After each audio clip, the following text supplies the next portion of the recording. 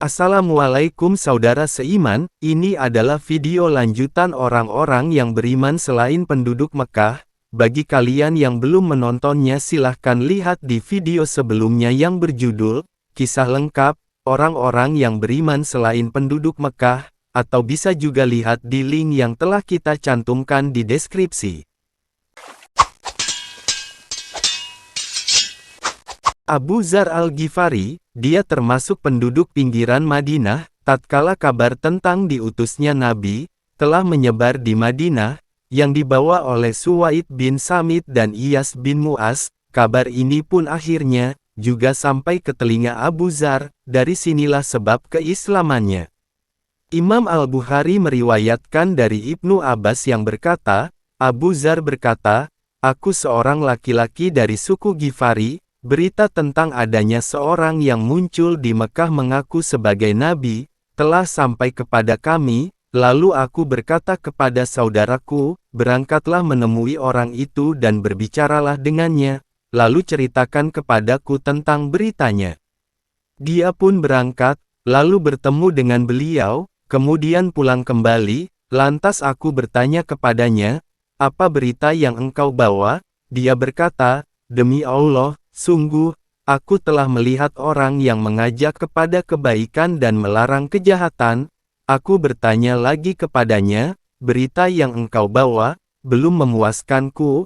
Aku pun mengambil tas, dan tongkat kemudian berangkat ke Mekah, tapi aku, seolah-olah tidak mau tahu urusannya, dan tidak suka bertanya tentang dirinya. Aku sedang minum air Zam-Zam, dan berada di Masjid Al-Haram. Tiba-tiba Ali melewatiku, sembari menegur, sepertinya Anda orang asing. Aku menjawab, iya benar. Dia kemudian pulang ke rumahnya, sementara aku ikut bersamanya, tetapi, dia tidak bertanya sepatah kata pun kepadaku. Selama dalam perjalanan, aku juga tidak bertanya kepadanya, dan tidak pula memberitahunya. Pada pagi esok harinya, aku datang ke Masjidil Haram, untuk bertanya kepadanya tentang beliau. Tidak seorang pun yang memberitahukan kepadaku tentang dirinya. Lalu Ali kembali melewatiku, sembari bertanya, apakah Anda masih belum tahu di mana rumahnya? Aku menjawab, belum. Dia berkata, berangkatlah bersamaku. Dia berkata kepadaku, apa urusanmu? Apa maksud kedatanganmu di negeri ini? Aku memberitahukannya, jika engkau mau merahasiakannya, maka aku akan jelaskan. Dia berkata, aku setuju. Lalu aku bercerita, telah sampai berita kepada kami, bahwa ada seorang laki-laki yang muncul di sini, mengaku sebagai Nabi Allah. Lalu aku utus seseorang, untuk berbicara dengannya. Dia pun pulang, tetapi informasinya tidak memuaskanku, karenanya sekarang aku ingin menemuinya langsung. Ali berkata kepadanya, engkau memang sudah mendapatkan petunjuk. Wajahku ini menghadap ke arahnya, masuklah sebagaimana aku masuk, karena bila aku melihat seseorang yang aku khawatirkan akan mencelakaimu, aku akan minggir ke tembok, seolah-olah tengah memperbaiki sandalku, sedang kamu teruslah berjalan. Ali pergi, dan aku ikut bersamanya, hingga dia memasuki rumahnya. Aku masuk bersamanya menghadap Nabi Shallallahu Alaihi Wasallam, lalu aku berkata kepada beliau, jelaskan kepadaku tentang Islam. Beliau menjelaskannya, lalu aku seketika itu masuk Islam. Beliau berkata kepadaku, wahai Abu Dzar, rahasiakanlah urusan ini, dan kembalilah ke negerimu. Bila engkau telah mendengar kemenangan kami, maka datanglah kembali. Maka aku berkata, demi Zat yang telah mengutusmu dengan kebenaran, sungguh aku akan secara lantang mengatakannya di hadapan mereka.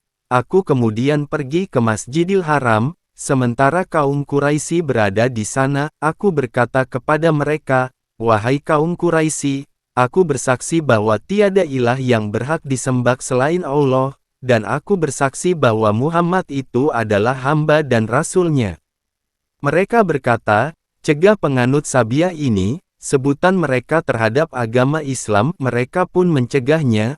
Aku dipukul hingga hampir mati, Lalu ada Al-Abbas mendapatiku dan melindungiku, mereka mendatanginya, tetapi dia berkata kepada mereka, celakalah kalian, apakah kalian akan membunuh seorang pemuda dari suku Gifar, padahal jalur perdagangannya, dan lintasan kalian melewati perkampungan mereka akhirnya melepaskanku, esok harinya, aku pun kembali, mengulangi apa yang aku ucapkan kemarin, mereka pun melakukan hal yang sama, lalu Al-Abbas kembali, mendapatiku dan melindungiku, dan mengatakan kepada mereka, apa yang dikatakannya kemarin.